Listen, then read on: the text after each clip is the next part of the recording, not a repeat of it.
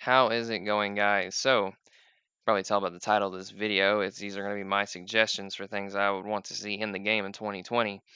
I have gotten an overwhelming amount of support for my Operation Overhaul video, which I really appreciate it. I appreciate every single one of you guys and the ones who subscribed. I highly appreciate you as well. So, that goes into my next thing. If you are watching my stuff and you like it, subscribe. I know a lot of people are watching them. I know a lot of people are liking them that aren't subscribed, but I would really appreciate it if you did stuck around, like the video. Tell me what you think about things in the comments below because I like interacting with you guys. It's pretty neat. Not gonna lie. I did not think that I was gonna have these many people watching me play a game that I'm never said I was the best at, but I try to do my best at. So let's get into what I want to see.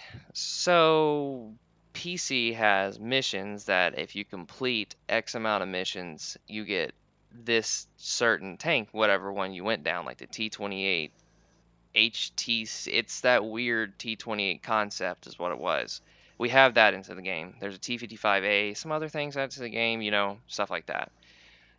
Now we have the seasonal operations where you have to earn X amount of points to complete that season. 2019's was Alpha, Bravo, and Charlie in each of the seasons where you had to earn X amount of points in that, and you would complete that season. And when you completed that season, um, you would get you'd get it accredited to you. So at the end of the year or after that season was over, you would unlock whatever premium tank was there for that season. And then if you did all four of them, you would get the 279E, and based on how many you completed, whether you got a 10% discount or the tank for free. So my next thing that I'm going to get into is more of a cosmetic change to certain vehicles.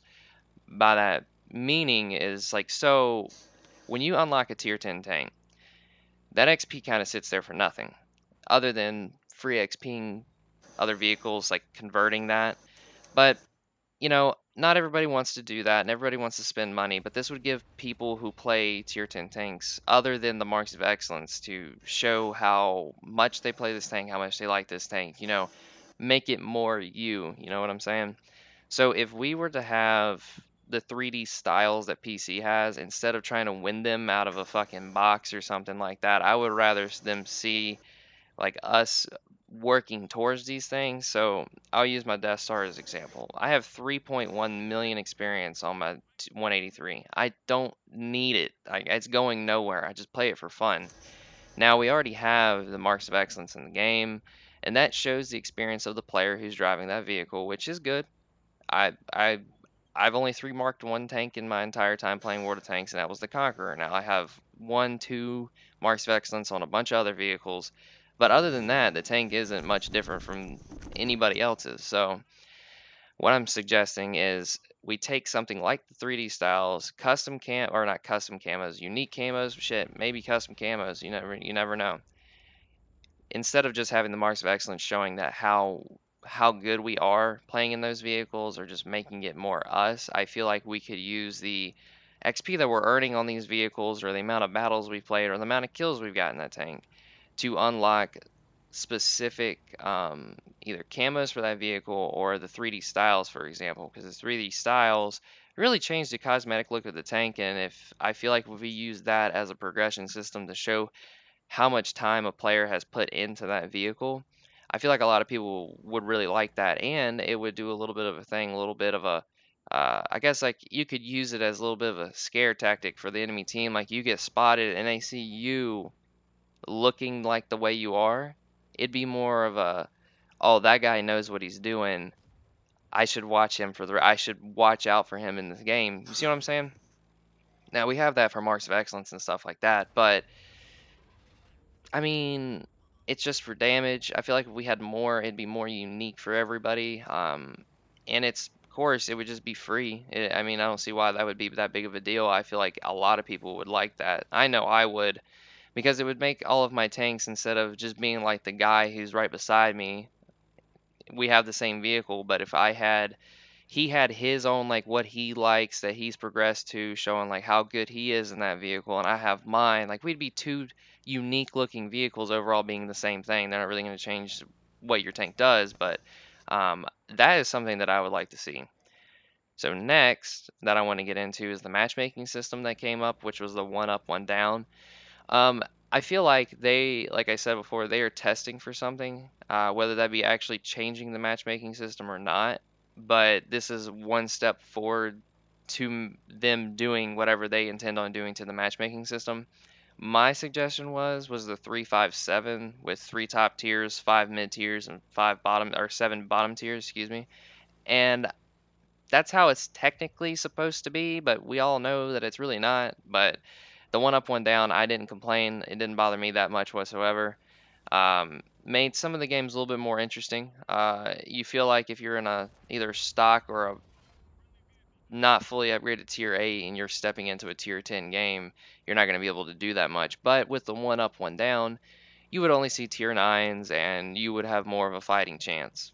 I feel like a lot of people did like it. I've only met and talked to a few people who didn't like it, but for the most part, I feel like a lot of people were on that side, like, hey, this is a change coming to the game. I like it. I support it.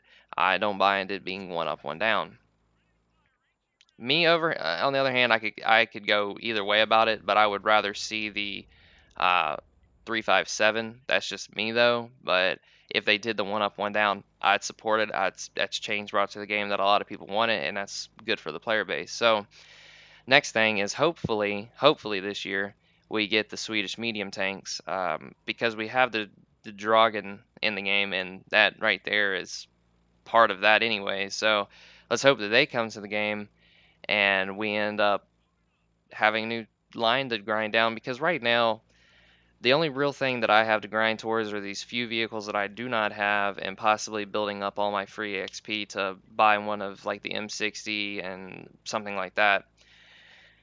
Now I know a lot of you guys too, have maybe unlocked some of the mercenary tanks, and if you have, I would like to know which one you did and why. Like, I want to know more about you guys when you did the mercenary tanks, if you have done the mercenary tanks, 'cause I have just recently unlocked the Ramrod Tier 7 light tank. Uh, Surprised me a little bit. I didn't think it was going to be as good as it was. It has a 90 millimeter gun. It's on a Stewart body with a Crusader turret. It's a funky looking little thing, but it does its job pretty well. It does its job pretty well.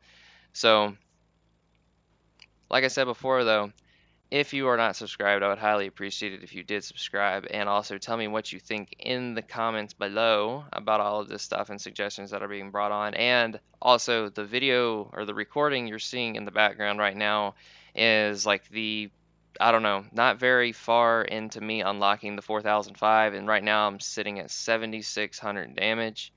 Um, yeah, so I didn't know this tank was going to be as good as it was. Now, obviously, you have to watch getting shot because your turret's massive with no armor, but I didn't realize the gun handling was going to be a night and day difference between the Death Star and this thing. There's so much more flexibility in this vehicle that the Death Star does not have because of where its turret sits on the vehicle. This one's faster, has a little bit better gun handling, a little bit more accuracy. Makes it pretty all-round in tank. Since the turret's in the front, you have a lot more gun depression as well, so you can peek ridge lines. Now we just capped because the T1 LT was not anywhere to be found, and you're going to see right here, it's going to show up. Here it comes, and yeah, so 7600 damage, high caliber obviously, and that was only a mastery badge class 2.